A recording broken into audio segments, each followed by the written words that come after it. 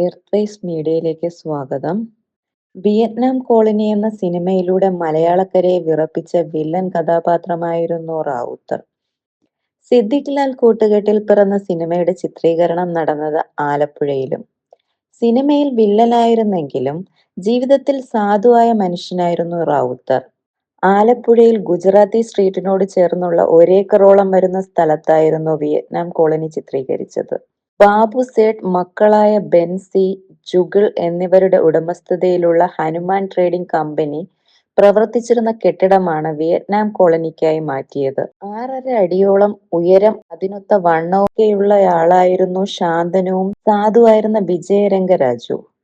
ചിത്രീകരണത്തിനായി അദ്ദേഹം അംബാസഡർ കാറിൽ വന്നിറങ്ങുമ്പോൾ പലരും ഭയപ്പെട്ടു മാറുകയായിരുന്നു. എന്നാൽ അവിടെ എത്തിയവരുമായി അദ്ദേഹം വളരെ വേഗം സൗഹൃദത്തിലായി.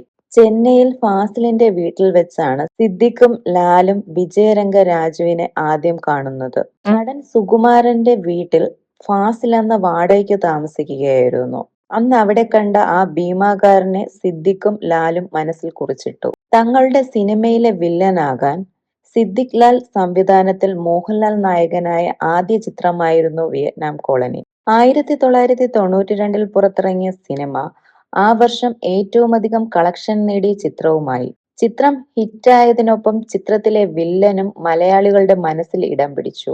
നടൻ NF വർഗീസാണ് റാവുത്തർക്ക് ശബ്ദം നൽകിയത്.